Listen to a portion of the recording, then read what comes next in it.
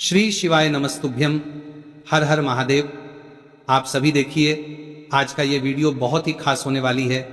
आप सभी लोग जानते हैं कि 13 नवंबर 2025 यानी गुरुवार को पड़ रही है मार्गशीर्ष मास की नवमी तिथि। और दोस्तों, यह वह तिथि है जो मार्गशीर्ष मास में पड़ने वाली सबसे बड़ी तिथि है, क्योंकि यह गुरुवार के दिन पड़ रही है और इसका बहुत ही बड़ा और विशेष महत्व होता है। पूज्य गुरु जी ने कहा है कि अगर कभी भी मौका लग जाए और मार्गशीर्ष महीने की नवमी तिथि गुरुवार को पड़ जाए तो आप लोगों को 7 चने की दाल वाला उपाय तो अवश्य ही करना चाहिए। इन दोनों का संयोग बहुत ही कम आता है। इसी के साथ में गुरु अपनी शिव पुराण कथा में बताया है कि इस दिन आपको 7 चने की दाल वाला उपाय तो आपको अवश्य ही करना चाहिए, क्योंकि ऐसा दिन पूरे साल में सिर्फ एक ही बार आता है। और दोस्तों, आप सभी लोग जानते हो कि गुरुवार नवमी तिथि का अगर सबसे बड़ा कोई उपाय है तो वो 7 चने की दाल वाला उपाय है। तो दोस्तों, गुरुवार नवमी तिथि के दिन आप लोगों को इस 7 चने की दाल वाला उपाय को जरूर करना है। बहुत लोग होंगे जिन लोगों ने इस उपाय को ना किया हो, मतलब पूरा साल निकल गया, उन्होंने किसी भी दिन इस 7 चने की दाल वाला उपाय को ना किया हो। पर दोस्तों, आपके पास एक आखिरी मौका बचा हुआ है, जो कि 13 नवंबर गुरुवार नवमी तिथि के दिन है। इस दिन आप लोगों को इस वाले उपाय को जरूर कर लेना है। भले ही आपने पूरे महीने भर इस उपाय को ना किया हो, पर अगर आपने इस मार्गशीर्ष महीने के गुरुवार नवमी तिथि के दिन अगर इस वाले उपाय को कर लिया तो आपको इस उपाय को करने का वो फल मिलेगा जिसकी आपने कभी कल्पना भी नहीं करी होगी। इसीलिए आप लोग इस वाले उपाय को एक बार जरूर कर लेना है, ताकि आप लोगों के हाथ से यह मौका ना जा सके और आपको इस उपाय को करने का फल मिल सके। दोस्तों, यह उपाय पंडित जी ने अपनी अभी की ही श्री शिव महापुराण की कथा में बताया है जी। इस उपाय को आज हम आपको बहुत अच्छे से समझाने वाले हैं। इस वीडियो को देखने के बाद इस उपाय को समझने के आपको कोई और वीडियो को देखने की जरूरत नहीं पड़ेगी। तो चलिए दोस्तों, उपाय को शुरू करते हैं। देखिए, यह इस मार्गशीर्ष महीने के गुरुवार नवमी तिथि के दिन ये इतना खास होता है, इतना महत्वपूर्ण होता है। देखा गया है कभी कभी बड़े बड़े पूजा पाठ अनुष्ठान से जो मनोकामना पूर्ण नहीं होते, वह मार्गशीर्ष महीने की गुरुवार नवमी तिथि के दिन एक छोटे से उपाय करने से ही आपकी मनोकामना पूर्ण नहीं होता है, हो जाती है। और बहुत सारे ने इस उपाय को किया भी है और उनको इस उपाय को करने का फल भी जरूर मिला है। अगर आप लोग भी इस उपाय को करना चाहते हैं तो आप इस उपाय को पहले अच्छे से समझ लेना, सुन लेना, उसके बाद करना। आपको इस उपाय का फल जरूर मिलेगा। और इस उपाय को कर लेने से आपके घर में चाहे किसी भी प्रकार की दुख और समस्या क्यों ना चल रही हो, आपको उसका कारण भी नहीं पता है कि भाई ये समस्या किस कारण से चल रही है, उसका कुछ भी कारण हो सकता है। जैसे पितृदोष हो सकता है या किसी भी तरह का मंगल दोष भी सकता है। तो इस दिन आप लोगों को यह वाला उपाय कर लेना है। यह एक ऐसा उपाय है जिस उपाय को अगर किसी विशेष दिन पर किया जाए तो भाई उस विशेष दिन का जो है वह तो हमें मिलता ही मिलता है, पर हमने उस दिन पर इस उपाय को किया है तो हमें उससे भी बड़ा फल मिलता है, और फल बहुत जल्दी मिलता है, क्योंकि आप इस उपाय को बहुत ही बड़े और विशेष दिन पर कर रहे हो। तो चलिए अब उपाय के बारे में बात करते हैं, लेकिन उससे पहले आप लोगों को यह जानना आवश्यक है कि आखिर यह उपाय किस समय करना है, किसको करना है और कैसे करना है। तो चलिए हम आगे आपको वीडियो में एक एक करके बता देते हैं। लेकिन उससे पहले, अगर आप लोग हमारे चैनल पर पहली बार आए हैं या फिर मेरी आवाज आज पहली बार सुन रहे हैं तो हमारे चैनल को सब्सक्राइब जरूर कर लेना और इस वीडियो को लाइक करके कमेंट बॉक्स में श्री शिवाय नमस्तुभयम ओम नमः शिवाय जरूर टाइप कर देना। तो दोस्तों, इस 7 चने की वाला उपाय को हमें इस गुरुवार नवमी तिथि के दिन कैसे करना है, किसको करना है, किस समय करना है और कहां पर करना है, ये सारे सवालों के जवाब आपको इस वीडियो में मिल जाएंगे। और जो ये वीडियो देखेगा भाई, उसको 7 चने की दाल वाला उपाय जरूर दे करना चाहिए, क्योंकि इस दिन एक चने की दाल का भी बहुत ही बड़ा और विशेष महत्व होता है। और जब बात आ जाए 7 चने की दाल वाला उपाय की, तो ये सोने पे सुहागा वाली बात हो जाती है और ये एक बहुत ही बड़ा उपाय हो जाता है इस गुरुवार नवमी तिथि का। तो अब दोस्तों, इस 7 चने की दाल वाला उपाय को आखिर करना किसको है, सबसे पहले हम लोग वो बात जान लेते हैं। तो देखो, घर की जो बड़ी माताएं बहनें होती हैं, उन माताओं बहनों में से कोई भी एक बड़ी माता बहन इस वाले उपाय को कर सकती है। और दोस्तों, अगर आप चाहें तो अपने घर में से सभी सदस्यों को भी इस उपाय को करवा सकते हैं। अगर किसी व्यक्ति की खुद की कोई मनोकामना है, खुद की कोई दुख और है जो कि वो अपने लिए ही करना चाहता है, इस वाले उपाय को तो वह खुद अपने लिए भी कर सकता है। बाकी अगर कोई घर में से ऐसा है जो कि अपने पूरे घर परिवार की सुख और शांति के लिए ये वाला उपाय करना चाहता है तो भाई वो भी कर सकता है, उसमें भी कोई दिक्कत वाली बात नहीं है। कहने का मतलब यह है कि इस उपाय को हर एक सदस्य भी कर सकता है और पूरे घर परिवार के सदस्य के लिए घर की बड़ी माताओं बहनों में से कोई एक माता बहन भी कर सकती है। माताएं बहनें अगर घर में उपस्थित ना हो या वह उपाय ना कर पा रही हो तो फिर घर का कोई बड़ा सदस्य भी इस 7 चने की दाल वाला उपाय को कर सकता है, चाहे फिर वो पुरुष ही क्यों ना हो, उसमें कोई भी दिक्कत वाली बात नहीं है। उसके बाद में दोस्तों जो अगला प्रश्न निकल कर आता है वो ये आता है इस उपाय को लेकर कि आखिर इस उपाय को हमें किस समय करना है, सुबह के समय करना है कि शाम के समय करना है। तो देखो इस वाले उपाय को आप लोग सुबह के समय भी कर सकते हो और शाम के समय प्रदोष काल में भी करते हो। अब अगर आप पूछो कि भाई सब सबसे उत्तम समय कौन सा रहेगा इस 7 चने की दाल वाला उपाय को करने का, तो हम आपसे बस यही कहेंगे कि इस उपाय को आप सुबह के समय करेंगे तो ज्यादा बेहतर होगा। बाकी अगर प्रदोष काल शाम के समय भी करेंगे तो भी अच्छा होगा, उसमें कोई भी दिक्कत वाली बात नहीं है।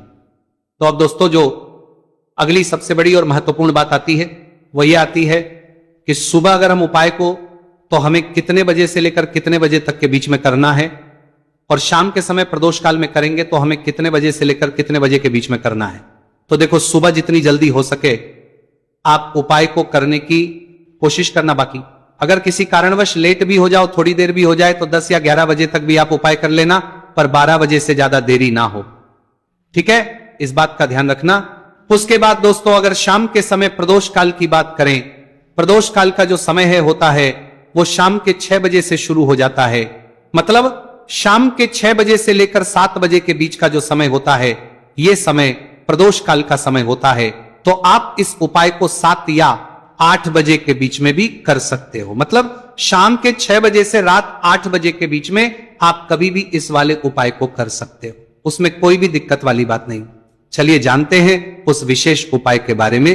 देखिए दोस्तों पूज्य गुरु जी की कथा के अनुसार ही इस उपाय को आपको बहुत ही विस्तार से समझाने का प्रयास करेंगे, लेकिन उससे पहले वीडियो को लाइक करें।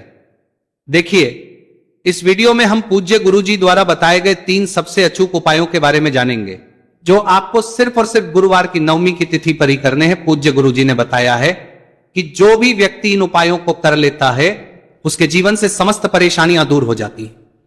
तो चलिए जानते हैं गुरु जी द्वारा बताए गए पहले खास उपाय के बारे में। देखिए गुरु जी ने बताए हैं कि गुरुवार के दिन किया जाने वाला यह उपाय सबसे सर्वश्रेष्ठ है। इस उपाय के लिए आपको मात्र एक लोटा शुद्ध जल लेना है। जल आपको तांबे के पात्र के अंदर लेना है। इसी के साथ में आपको मात्र एक गुड़ का टुकड़ा लेना है और इसी के साथ में आपको लेनी होगी 7 की दाल। देखिए चने की दाल को लेते समय ध्यान रखना है कि यह खंडित नहीं होनी चाहिए। यह चने की दाल जब भी हम गुरुवार के दिन शिवलिंग पर अर्पित करते हैं तो इससे हमारे जीवन के बड़े से बड़े संकट समाप्त होते हैं। अगर हमारे हाथ में धन प्राप्ति की लकीरें नहीं है, अगर हमारे जीवन में दुर्भाग्य के अलावा कुछ है ही नहीं, तो गुरु जी ने कहा है कि हम इस व्यासपीठ से आपको यकीन दिलाते हैं कि गुरुवार के दिन जब भी आपकी दाल वाला यह उपाय करते हैं तो इससे महादेव आपके हाथ की लकीरों को भी परिवर्तित कर देते हैं। तो दोस्तों ये तीनों ही सामग्री लेकर के आपको पहुंच जाना है भगवान शिव के मंदिर में। देखिए गुरु जी ने बताया है कि इस उपाय को आप सुबह से लेकर के शाम तक किसी भी समय कर सकते हैं। देखिए शिव मंदिर पहुंचने के बाद आप जो एक गुड़ का टुकड़ा लेकर के गए हैं, सबसे पहले तो आपको उसे जल के पात्र के अंदर डाल देना है और आपको महादेव का स्मरण करते हुए यह एक लोटा जल धीरे धीरे शिवलिंग पर अर्पित करते जाना है। साथ ही साथ आपको श्री शिवाय नमस्तु भयम इस मंत्र का भी जाप करते रहना है। कम से कम 11 बार आपको इस मंत्र का जाप अवश्य करना है। अब दोस्तों आपके पास जो चने की दाल है उन्हें आपको एक एक करके शिवलिंग पर अर्पित करते जाना है। चने की दाल आप एक एक करके भी समर्पित कर सकते हैं और एक साथ भी शिवलिंग पर अर्पित कर सकते हैं। देखिए चने की दाल को समर्पित करने के बाद आपको बृहस्पति शवर महादेव से प्रार्थना कर लेनी है कि हमारे जीवन में जो भी संकट समस्या चल रही है, हम जो भी कार्य करते हैं उसमें हमें बार बार सफलता मिलती है। रुकावटें संकट जीवन में लगातार बने हुए हैं, चारों तरफ से सिर्फ और सिर्फ निराशा ही हाथ लग रही है, तो अपने दुर्भाग्य को दूर करने के आपको बृहस्पति शवर महादेव से प्रार्थना कर लेनी है। पूज्य गुरु जी ने कहा है कि इस गुरुवार के दिन यह चमत्कारी उपाय करके देख लेना और आप स्वयं देखेंगे कि 1 या 2 महीने के अंदर आपके जीवन का जो दुर्भाग्य है वह समाप्त होना प्रारंभ हो जाएगा। अब दोस्तों हम जान लेते हैं दूसरे विशेष और चमत्कारी उपाय के बारे में। देखिए, इस उपाय के लिए आपको मात्र एक तुलसी जी की लकड़ी लेनी होगी। अगर आपके पास पहले से ही तुलसी जी की लकड़ी है तो उसका उपयोग आप कर सकते हैं, और यदि आपके घर में तुलसी जी का पौधा सूखा हुआ है तो वहां से भी आप तुलसी जी की मात्र एक लकड़ी ले सकते हैं। देखिए, इस उपाय के लिए आपको मात्र एक मिट्टी का दीपक लेना है। इसमें आपको शुद्ध घी का प्रयोग करना है, और इस दीपक के अंदर आपको ये जो तुलसी जी की लकड़ी है इसे रख देना है। इस लकड़ी को आपको पूरा घी के अंदर डुबो देना है, चारों तरफ अच्छे से घी लगा देना है, और आपको इस दीपक के अंदर इस लकड़ी को रख लेना है। देखिए, यदि आपको ऐसा लगता है कि तुलसी जी की जो लकड़ी है वो बहुत ही जल्दी से जल जाती है, तो आपको एक कार्य करना है।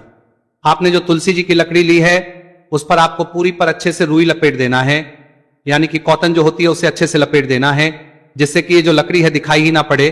तो इस लकड़ी के ऊपर आपको लपेट लेनी है। अब इसी लकड़ी के ऊपर जो आपने रुई लपेटी है उस पर आपको अच्छे से घी लगा लेना है, और उस दीपक के अंदर आपको इसे डाल देना है। अब देखिए, इस दीपक को आप भगवान विष्णु के वहां पर भी प्रज्वलित कर सकते हैं, या फिर भगवान विष्णु के किसी भी स्वरूप के सामने आप इसे प्रज्वलित कर सकते हैं, या फिर आपके घर में जो माता तुलसी जी का पौधा है वहां पर भी इस दीपक को आप प्रज्वलित कर सकते हैं। पूज्य गुरु जी ने कहा है कि जो भी व्यक्ति इस 13 नवंबर 2025 गुरुवार की नवमी तिथि पर यह तुलसी जी की लकड़ी का दीपक प्रज्वलित कर देता है तो उसके जीवन में कभी भी धन संपदा की कमी नहीं होती है। देखिए, ये जो उपाय है आपने कार्तिक में नवमी तिथि पर किया होगा, लेकिन इस बार मार्गशीर्ष मास की नवमी तिथि है। गुरुवार का दिन भगवान विष्णु को समर्पित होता है, और ये जो दीपक है हम विशेषकर भगवान के निमित्त ही प्रज्वलित कर रहे हैं। तो इस दीपक को आप इस महीने की गुरुवार की नवमी तिथि पर भी प्रज्वलित कर सकते हैं। देखिए, ये जो दीपक है विशेषकर आपको शाम के समय यानी कि सूर्यास्त के बाद ही करना है। अब दोस्तों हम जान करना है लेते हैं गुरु जी द्वारा बताए गए तीसरे बहुत ही चमत्कारी और विशेष उपाय के बारे में। देखिए, इस उपाय के लिए आपको एक बेलपत्र लेनी है, और इसी के साथ में आपको 2 शमी पत्र लेना है। देखिए, आप जो बेल लेंगे वो कहीं से भी खंडित नहीं होनी चाहिए, इस बात का आपको विशेष रूप से ध्यान रखना है। देखिए, मान लीजिए कि यदि आपके पास बेलपत्र नहीं है तो आप भगवान शिव के शिवलिंग पर चढ़ी हुई बेलपत्र को पुनः शुद्ध जल से धो करके उसका उपयोग भी कर सकते हैं। इसी के साथ में आपको मात्र थोड़ा सा लाल चंदन लेना होगा। देखिए, सभी सामग्री लेकर के अब आपको पहुंच जाना होगा भगवान शिव के मंदिर में। देखिए, भगवान शिव के मंदिर में पहुंचने के बाद आपके पास जो एक बेलपत्र है उसकी चिकनी साइड में आपको देखिए, आप सभी को पता है कि बेलपत्र में 3 पत्तियां होती हैं। तो बेलपत्र की जो ऊपर वाली बड़ी पत्ती होती है और नीचे वाली जो 2 छोटी पत्तियां होती हैं उसकी चिकनी साइड पर आपको, यानी कि जो छोटी पत्तियां होती हैं वहां पर आपको एकाएक शमी पत्र जो आप लेकर आए हैं उन्हें छोटी पत्तियों के ऊपर रख देना, और इन्हीं शमी पत्र के ऊपर आपको लाल चंदन की एक एक बिंदी लगा देनी है। अब आपको ये जो बेलपत्र है इसी प्रकार से शिवलिंग पर अर्पित कर देनी है, लेकिन आपको बेलपत्र को समर्पित करते समय गतिमान का नाम लेना है। देखिए, गतिमान जो है वो हनुमान जी के छोटे भाई हैं, और पूज्य गुरुजी ने बताया है कि गतिमान का नाम लेकर ही आपको यह उपाय करना है, क्योंकि आपके शरीर के जो भी रोग हैं उन्हें भगवान गतिमान दूर करने वाले इस उपाय को करने के बाद आपकी जो भारी से भारी बीमारी है वह भी भगवान गतिमान की कृपा से दूर होने वाली है। देखिए, बेलपत्र की 2 छोटी पत्तियों पर आपने एक एक चमी पत्र रखा, उनके ऊपर आपने एक एक लाल बिंदी लगाई हुई है चंदन की। तो तीसरा उपाय नवमी तिथि वाले दिन जरूर करना चाहिए। तो देखिए, पहले ही आपको बता दिया कि श्री हरि विष्णु की पूजा और उनका भोग श्री मतलब तुलसी मैया के बिना अधूरा है ना, और तुलसी मैया जो है वह श्री हरि विष्णु के बिना अधूरी है। तो देखिए, जब भी आप तुलसी का कोई उपाय करेंगे तो सीधे सीधे आप श्री हरि विष्णु को प्रसन्न कर लेते हैं। अब व्यक्ति को, यानी जो भी व्यक्ति है, किस व्यक्ति को कितना देना है ये श्री हरि विष्णु के हाथ में होता है। धन देने का काम मां लक्ष्मी करती है, जो कि मां तुलसी का ही एक रूप है। मां तुलसी जो है ये माता लक्ष्मी का ही स्वरूप है ना। तो आपको करना क्या है, आपको लेनी है यहां पर हल्दी पीसी हुई, जो कि श्री हरि विष्णु से जुड़ी हुई है, आपके गुरु गृह से जुड़ी हुई है, आपकी कुंडली में गुरु को मजबूत करती है, सुख सौभाग्य को खींचने का काम करती है, धन को बढ़ाने का काम करती है। तो एक चुटकी पीसी हुई हल्दी आपको लेनी है, और ये पीसी हुई सूखी हल्दी ही आपने गमले में तुलसी का पौधा जिस गमले में लगा है उसमें अच्छे से इस हल्दी को डालना है, ठीक है ना। और ओम नमो भगवते वासुदेवाय नमः इस मंत्र का जाप करना है। कितनी बार? कम से कम 11 बार जाप करना है। ओम नमो भगवते वासुदेवाय नमः, इस मंत्र का जाप करते रहना है। और हल्के हल्के से तुलसी के पौधे में आपको पूरे गमले में पीसी हुई हल्दी का छिड़काव करना है। तो देखिए, जो व्यक्ति इस उपाय को नवमी तिथि के दिन कर लेता है, ऐसा समझ लीजिए अपने जीवन से नहीं 7 पीढ़ियों के जीवन से निर्धनता और गरीबी को दूर कर देता है। क्योंकि हल्दी जो है ना, ये साधारण नहीं है। हल्दी इतनी उत्तम होती है कि रातों रात आपके जीवन में चमत्कार करती है। आपने देखा होगा कि कोई भी शादी होती है, विवाह होता है ना, कोई भी ऐसा शुभ काम हम करते हैं, उसमें हल्दी जरूर लेते हैं। गृह प्रवेश जब हम करते हैं तो हल्दी के स्वास्तिक का निर्माण करते हैं। कोई भी अच्छा काम करने जा रहे हैं, हल्दी उसमें लेते हैं। और हल्दी जो है, ये आपके गुरु ग्रह को मजबूत कर देती है। अगर कुंडली में गुरु ना कहीं मजबूत है, तो इससे उत्तम उपाय आपको ऐसा समझिए नवमी तिथि का मिलेगा नहीं। बहुत ही उत्तम उपाय है। तुलसी के गमले में 1 चुटकी पीसी हुई हल्दी डालना है, तो यह बहुत ही उत्तम उपाय है। इस उपाय को आप जरूर करें नवमी तिथि वाले दिन, और साल का सबसे बड़ा यह दिन है। तो इस उपाय को करने से श्री हरि विष्णु और महादेव आपसे न केवल प्रसन्न होते हैं, आपसे इतना प्रसन्न हो जाते हैं कि जीवन में कभी आपके गरीबी और निर्धनता को नहीं आने देते हैं। तो चलिए अब बात लेते हैं अपने तीसरे उपाय की, जो कि मुख्य द्वार से जुड़ा हुआ है। और यह उपाय है स्थिर लक्ष्मी के वास के लिए। ऐसा पैसा आपके घर में आएगा जो आपके घर में ही रुकेगा। ऐसा पैसा कभी आपके घर में नहीं आएगा जो आपके घर से जाएगा, और विशेषकर फिजूल खर्ची में जाएगा। अब आधे से ज्यादा लोगों की यही समस्या होती है कि घर में पैसा तो आता है, लेकिन बहुत जल्दी घर से चला जाता है या फिर फिजूल खर्ची में चला जाता है। तो धन की बर्बादी जिन लोगों के घर में हो रही है, विशेषकर यह तीसरा उपाय करना है। या जिन लोगों के पास बिल्कुल पैसा आना बंद हो गया है, सर पर लगातार कर्जा बढ़ रहा है, उन्हें भी यह विशेष तीसरा उपाय करना है। तो देखिए, आपको फिर से क्या लेना है, हल्दी लेनी है पीसी हुई, जो कि श्री हरि विष्णु से ही जुड़ी हुई है ना। पीसी हुई हल्दी लेनी है और थोड़ा सा पानी डालकर उसका गाढ़ा गाढ़ा आपको पेस्ट बना लेना है। अब इसी हल्दी से आपको अपने घर में स्वास्तिक बनाने हैं। कितने स्वास्तिक? 1 स्वास्तिक आपको बनाना है अपनी तिजोरी पर, जिसमें आप पैसा रखें। चाहे तो आप संदूक में रखते हैं, अलमारी में रखते हैं, जिस चीज में भी पैसा रखते हैं, बस वहां पर हल्दी से 1 स्वास्तिक बनाना है। दूसरा स्वास्तिक आपको कहां बनाना है? अपने घर के मंदिर में, है ना।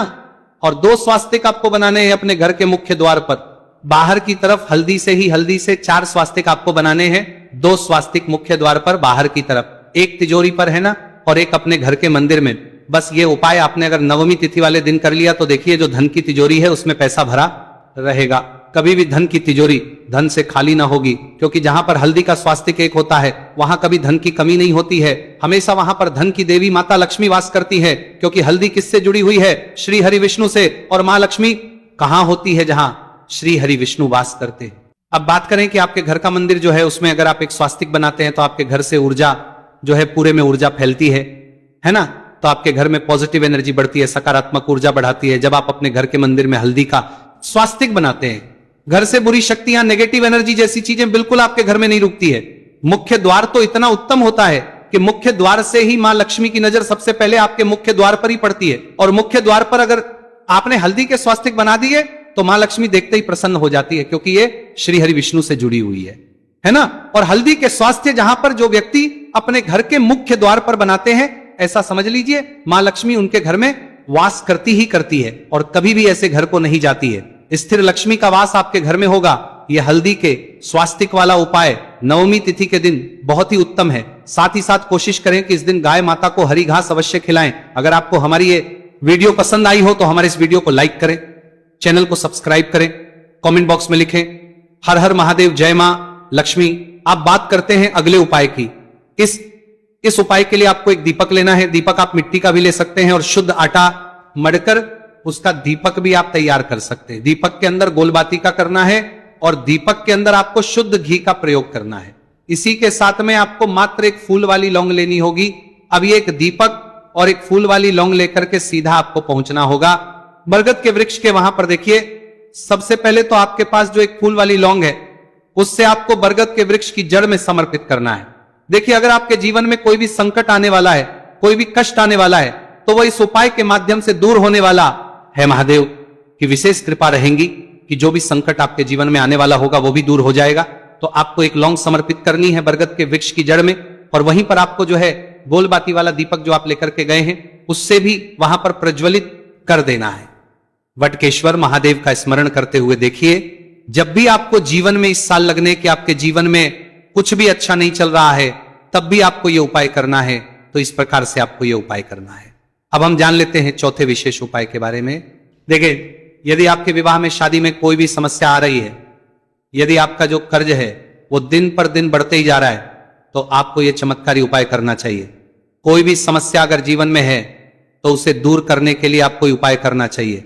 मंगल से जुड़ी हुई समस्या भी है तब भी आपको यह उपाय करना चाहिए। देखिए, इस उपाय के लिए आपको एक तांबे के पात्र के अंदर अपने घर से शुद्ध जल लेना है और इसी के साथ में आपको एक चुटकी लाल चंदन लेना होगा। अब आपको क्या करना है कि जो लाल चंदन आपने लिया है उसे आपको उससे जल के पात्र के अंदर डाल देना है, और यह जलद जो है आपको लाल चंदन से युक्त तैयार कर लेना है, और यह लाल चंदन से युक्त जल आपको भगवान शिव के मंदिर लेकर के पहुंचना है। लेकिन यह उपाय भी आप सुबह से लेकर के शाम तक कर सकते हैं। अब दोस्तों, ये जो लाल चंदन से युक्त जल है, इससे आपको भगवान शिव के शिवलिंग पर धीरे धीरे अर्पित कर देना है, और आपको लगातार श्री शिवाय नमस्तु भयम इस मंत्र का जाप करते रहना है। देखिए, यदि आपके जीवन में विवाह से जुड़ी समस्या चल रही है तो आपको मंगलेश्वर महादेव का स्मरण करना है, और जीवन में अधिक की समस्या है तो आपको आर्यन मुक्तेश्वर महादेव का स्मरण करना है। देखना, एक दिन आपकी सब तरह की समस्या जल्दी ही समाप्त हो जाएगी। तो इस प्रकार से आपको यह चौथा उपाय करना है। अब हम जान लेते हैं अंतिम और पांचवें उपाय के बारे में। आपको लेना है एक गोल बाती का दीपक, आप चाहे तो मिट्टी का ले सकते हैं या फिर घर से शुद्ध आटा मढ़कर उसका दीपक आप तैयार कर सकते हैं। इसके बाद आपको लेना है शुद्ध गाय का घी, अगर नहीं है तो कोई भी देसी घी इस्तेमाल कर सकते हैं जिससे आपको दीपक प्रज्वलित करना है। देखो, अब ये सब सामग्री लेकर आपको जाना है प्रदोष काल में आपके घर पर तुलसी जी के घेरे के पास में। देखो, ये उपाय तो आपको अवश्य करना है। देखो, वहां पहुंचकर सबसे पहले वो दीपक आपको प्रज्वलित कर देना है और ओम नमो भगवते वासुदेवाय नमः का 11 बार जाप करना है।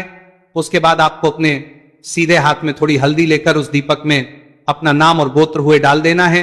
उसके बाद माता लक्ष्मी से आपको प्रार्थना करना है कि हे महालक्ष्मी, हमारी सभी दुख तकलीफों को दूर करो। हे महादेव, हमारे सब दुख कष्टों को खत्म करो। इस भावना से आपको यह उपाय करना है।